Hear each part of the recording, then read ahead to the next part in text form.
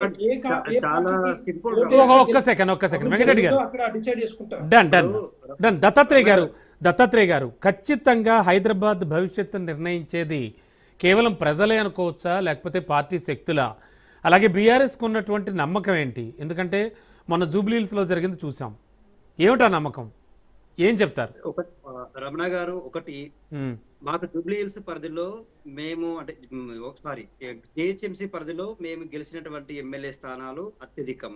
ఉమ్, plus ఇంకోటి మేము హైదరాబాద్ కు చేసినటువంటి డెవలప్మెంట్ కూడా అదే స్థాయిలో ఉంది. ఉమ్. ఉద్యోగాల సృష్టి గానీ, లేకపోతే హైదరాబాద్ డెవలప్మెంట్ విషయంలో మా కమిట్మెంట్ గానీ, సార్ బట్ అప్పుడు మీరు అధికారంలో ఉన్నారు అంటే అధికారంలో ఉన్న పార్టీకి కొంత కార్నర్ ఉంటుంది కదా జనరల్ గా. నేనేమంటున్నా, ఉమ్, కాంగ్రెస్ పార్టీ ఇప్పుడు అధికారం అనేటువంటి అడ్వాంటేజ్ తో కాంటోన్మెంట్ లో ఎన్నికలను ఏ విధంగా నిర్వహించింది, జూబ్లీహిల్స్ లో ఏ విధంగా నిర్వహించిందో తెలంగాణ ప్రజలు, హైదరాబాద్ ప్రజలు చూశారు. ఉమ్, బట్ నేనేమంటున్నా, అధికారంలో ఉన్న పార్టీకి అడ్వాంటేజ్ ఉండడం అనేటువంటిది సహజమండి. కానీ ప్రజలకు ఇప్పుడు హైదరాబాద్ నగర నిర్మాణం పైన చీకటి కమ్ముకుంది.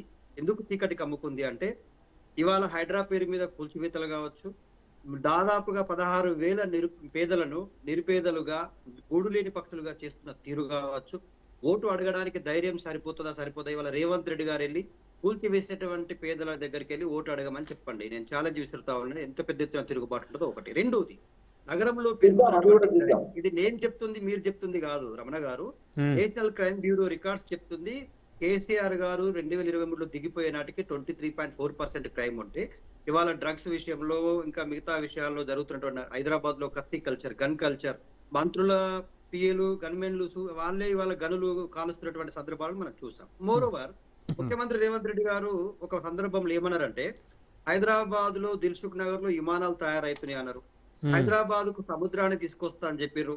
హైదరాబాద్ రోడ్ల కింద బావులు ఉన్నాయి, హైడ్రా నిర్మించింది అని చెప్పిండు. సో ఇట్లాంటి హామీలు ఇస్తే మనం ఏం చేయలేము రమణ గారు. సార్ అంటే 27 మున్సిపాలిటీల విలీనానికి ఆమోద ముద్ర అనేది, దత్తాత్రేయ గారు 27 మున్సిపాలిటీల విలీనానికి ఆమోద ముద్ర అనేది ప్లస్ అయ్యే ఛాన్స్ ఉంది కాంగ్రెస్ కి అనేది ఒక టాక్.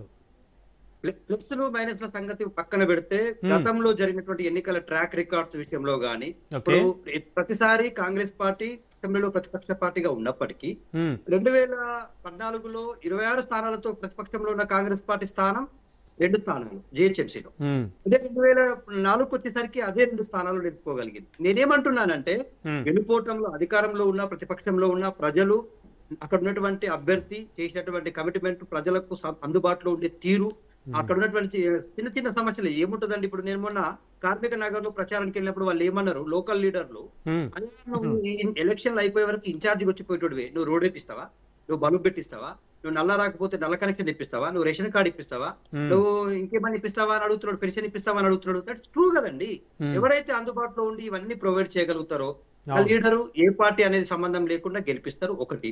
రెండోది, గెలిచిన తర్వాత అధికార పార్టీ ఏమైనా చేయొచ్చు, అది సెకండరీ విషయం. బట్ కాంగ్రెస్ పార్టీకి ఇప్పుడు ధీమా ఏంటంటే, జిహెచ్ఎంసీ ఎలక్షన్లలో రిగ్గింగ్ అనుకోండి, అధికార దుర్వినియోగమే అనుకోండి, ఇక బ్లాక్ మెయిలింగ్ అనుకోండి, డబ్బు ప్రవాహమే అనుకోండి, చీరల పంపిణీ అనుకోండి, ఏం చేయాలో అది చేసిందండి.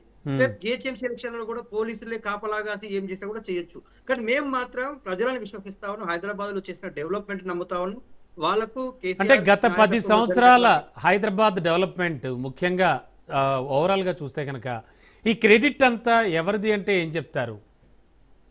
100% బీఆర్ఎస్ పార్టీ కమిట్మెంట్ తో హైదరాబాద్ నగర నిర్మాణం చేసింది. రియల్ ఎస్టేట్ వ్యాపారులు మా టైంలో స్వేచ్ఛగా వ్యాపారం చేసుకోగలిగారు. ఇవాళ రియల్ ఎస్టేట్ వ్యాపారం ఏ స్థాయికి పడిపోయిందో మనం చూస్తా ఉన్నాం. అపార్ట్మెంట్లు కట్టినటువంటి కాంట్రాక్టర్లు ఏడుస్తా ఉన్నారు, బోరున విలిపిస్తా ఉన్నారు. అయినప్పటికీ రేవంత్ రెడ్డి గారి ట్యాక్స్, రాహుల్ గాంధీ గారి ట్యాక్స్ కట్టాల్సిన పరిస్థితి ఉంది. హైదరాబాద్ గజం జాగా కొనాలి. కోటేశ్వరరావు సార్తో మాట్లాడదాం. ఒక్క నిమిషం దత్తాత్రేయ గారు, ఒక్క నిమిషం.